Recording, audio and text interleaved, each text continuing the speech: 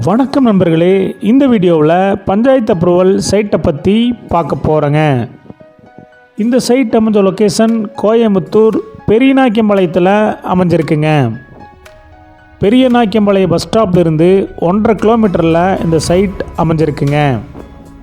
சைட்டுடைய direction north south டைரெக்ஷனில் அமைஞ்சிருக்குங்க. சைட்டுடைய அகலம் 45 அடிங்க, நீளம் 42 அடியாக அமைஞ்சிருக்குங்க.